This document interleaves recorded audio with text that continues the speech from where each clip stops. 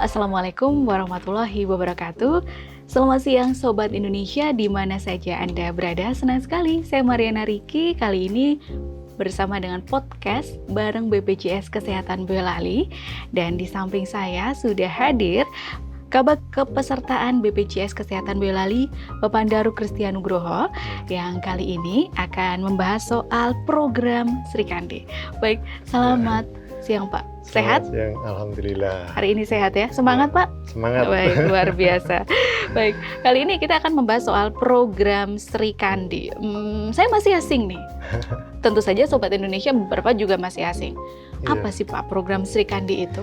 Ya, Sri Kandi ini adalah istilah ya untuk memudahkan untuk mengenal, menghafal ya tentang program yang dibuat oleh BPJS Kesehatan ya, namanya Sri Kandi ya. Sri Kandi itu sebenarnya adalah sinergi untuk peningkatan reaktivasi peserta melibatkan Pemda dan pihak ketiga.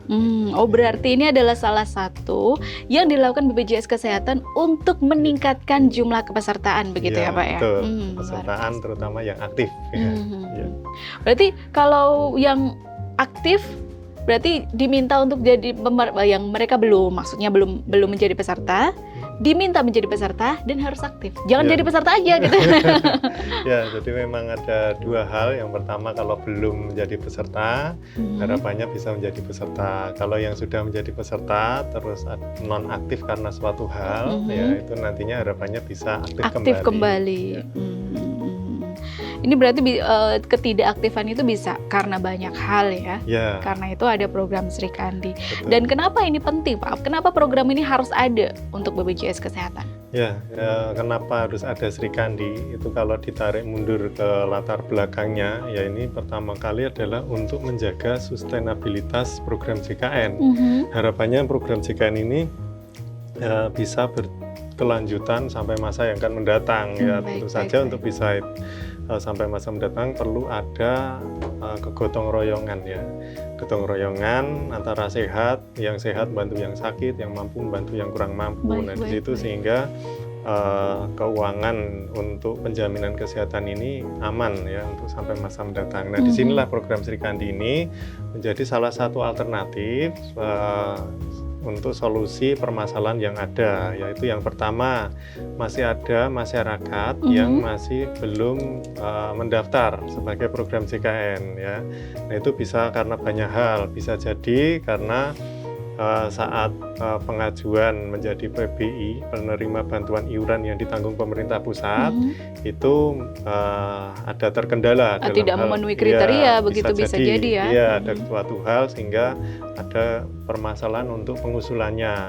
Nah, kemudian yang kedua, kalau ditanggung Pemda, itu ternyata ada keterbatasan kemampuan Pemda untuk menanggung penduduk yang istilahnya belum terjamin PBI ya, terutama yang miskin tidak mampu. Nah, kemudian ada juga sudah menjadi PBI pusat, ternyata hasil validasinya ternyata sudah tidak layak. Nah, tetapi berjalannya waktu yang bersangkutan ternyata butuh jaminan dari JKN sehingga akhirnya membutuhkan adanya pihak yang berkenan menjamin. Nah, disinilah muncul Sri Kandi. Di sini Sri Kandi ini seperti kami sampaikan tadi, Sri Kandi diawali huruf S-nya itu maksudnya sinergi. Betul, sinergi. Nah, sinergi ini ada kerjasama kemitraan, baik itu dari BPJS Kesehatan, kemudian pemerintah daerah, dan juga pihak ketiga. Pihak ketiga ini bisa dari pemerintah desa, bisa juga dari badan usaha. Kalau pemerintah desa tentu saja nanti ada sharing ya antara Pemda, pemerintah kabupaten atau kota dengan pihak desa atau kelurahan. Nah, itu sharing anggaran untuk penjaminan masyarakat yang belum terdaftar. Nah, juga bisa pihak ketiganya dari perusahaan dengan memanfaatkan dana CSR perusahaan. Nah, disitulah sehingga untuk pendaftarannya ini tidak sepenuhnya ditanggung pemerintah daerah, tetapi juga dibantu banyak bisa pihak. Iya, bisa dari desa, bisa dari CSR perusahaan. CSR perusahaan. Berarti itu yang menjadi sasarannya dari program Sri Kandi itu deretannya. Apakah saat ini program Sri Kandi itu sudah berjalan sampai dengan membantu banyak orang seperti itu, Pak?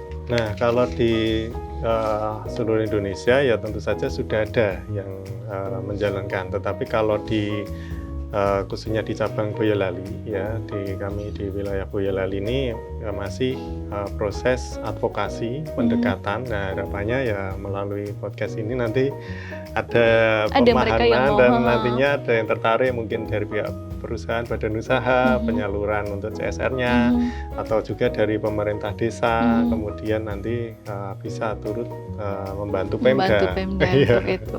Karena memang ini kolaborasi dan sinergi itu tadi untuk menyelesaikan mereka yang ada kesulitan dalam mengakses JKN. Baik, untuk tadi kan sudah disampaikan program Sri Kandi tujuannya banyak sekali ya Pak ya, bagaimana mereka-mereka yang tidak aktif bisa menjadi aktif atau mereka yang belum bisa menjadi peserta. Nah, ini tentu saja ketika ini sudah program Sri Kandi ini berjalan, tentu saja bisa meningkatkan akses dan kualitas layanan kesehatan bagi para peserta, begitu ya Pak ya? Itu memang tujuannya. Terus bagaimana ini program Sri Kandi membantu? Apakah hanya dalam sekali pada saat itu, atau mungkin bisa berkesinambungan terus kemudian misalkan ini iuran pertama dibantu nih, ketika mereka tidak aktif kemudian jadi aktif kembali, tunda-dendanya dirampungin tuh ya misalnya nih Pak ya, betul ya Pak ya? Terus ini selanjutnya seperti apa ini Pak? Ya. Jadi harapannya ya memang berkelanjutan harapannya, cuman biasanya setelah berjalan itu memang ada dinamika, terutama dalam hal kepesertaan, karena data penduduk atau penduduk yang tinggal di suatu wilayah itu biasanya juga dinamis.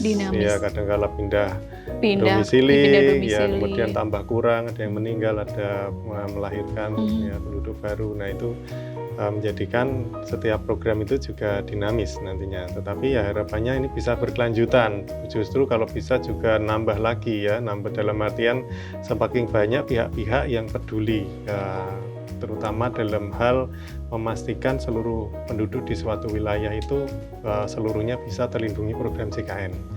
Nah misalnya ini untuk saat ini mungkin hampir sebagian besar itu masih terfokus di sekelas Pemda ya, Pemda atau suatu kabupaten atau kota. Nah, tetapi harapannya dengan program Sri Kandi ini bisa sampai menyasar universal health coverage tingkat desa atau kelurahan. Nah, itu yang diharapkan pada akhirnya. Baik.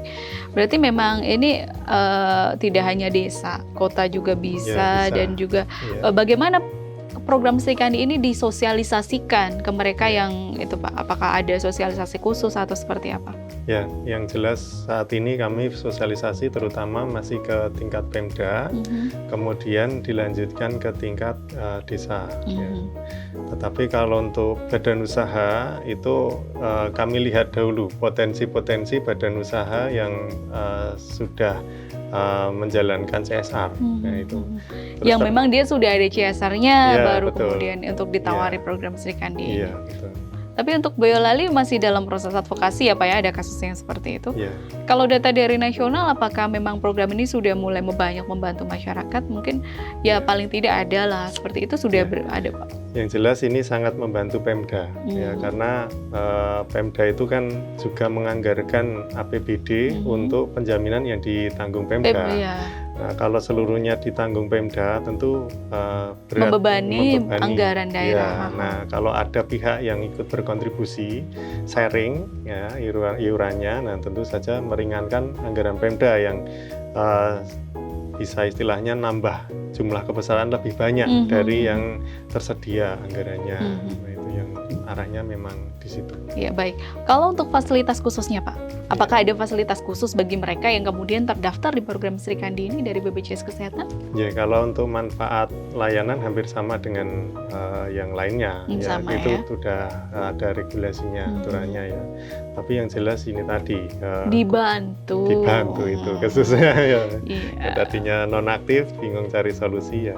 Sri Kandi jadi solusi. Tunggakannya banyak, bingung. Biasanya memang kasus-kasusnya begitu nggak sih Pak? Dia baru kena musibah, baru ingat nih, kenapa saya tidak bayar tagihan kayak gitu. Mungkin kesulitan, kemudian berpikir mudah-mudahan nanti tidak sakit atau maksudnya begitu. Sampai kemudian akhirnya terjadi musibah, mereka nggak coverage itu, baru bingung. Baru akhirnya program Sri Kandi ini bisa jadi solusi untuk itu ya Pak ya. Betul. Baik. Kalau yang tadi nih, kasus-kasus yang saya sebutkan tadi, ini bagaimana cara masyarakat bisa mengakses untuk layanan kesehatan bagi yang menunggak? Untuk program Sri Kandi ini? Untuk program Sri Kandi memang pertama-tama ini dari komitmen Pemda dan dari pihak ketiganya dulu.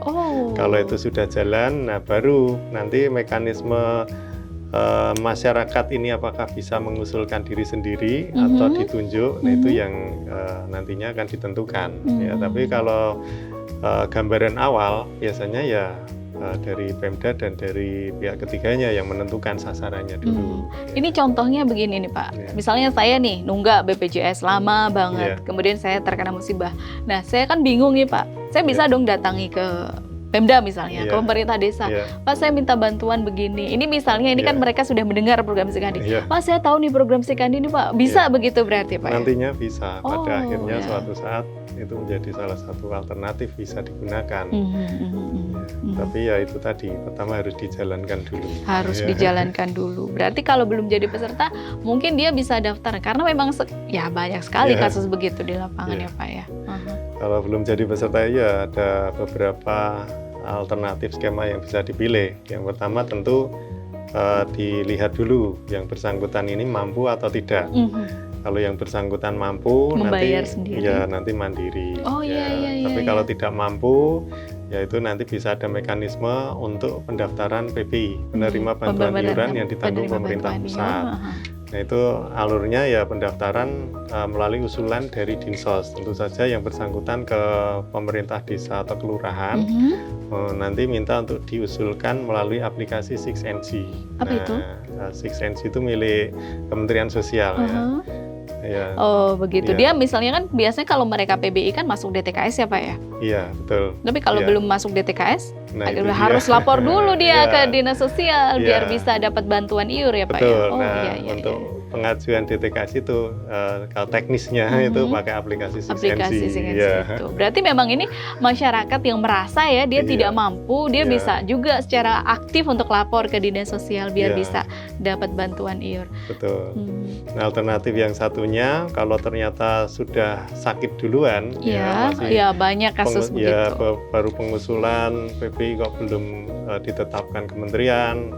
Akhirnya kalau sudah sakit duluan itu sebenarnya Pemda membeli alternatif lain, itu dengan menjadi peserta yang ditanggung oleh Pemda. Nah itu alurnya ya hampir sama.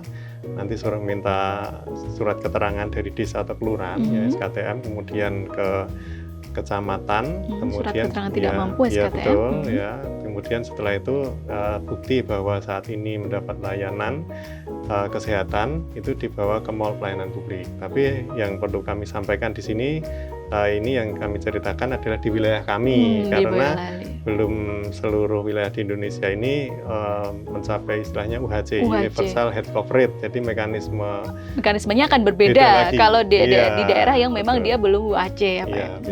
Baik.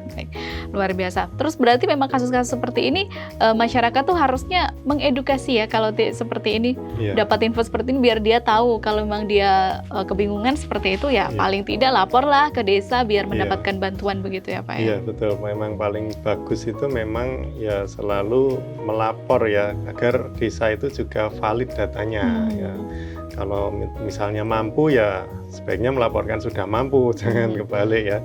Tapi kalau memang tidak mampu ya harapannya nanti diupayakan agar mendapatkan jaminan sosial. Atau tiba-tiba dia mengalami sesuatu hal yang tidak diduga, kemudian dia jadi tidak mampu, lapor dan bisa mendapatkan bantuan iur gitu ya Pak ya. Jadi memang pihak pemerintah desa, kelurahan itu perlu dapat informasi terupdate juga mengenai kondisi penduduknya.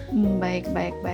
Terima kasih Pak Andaru sudah menyampaikan informasi yang sama-sama, jelas Mbak sekali Nana. soal program Sri Kandi dari BPJS Kesehatan. Iya. Baik, terima kasih atas kebersamaan Sobat Indonesia di kesempatan podcast BPJS Kesehatan Boyolali pada kali ini dengan tema program Sri Kandi. Saya Mariana Riki pamit undur diri dari hadapan Anda. BPJS Kesehatan mudah, cepat, setara.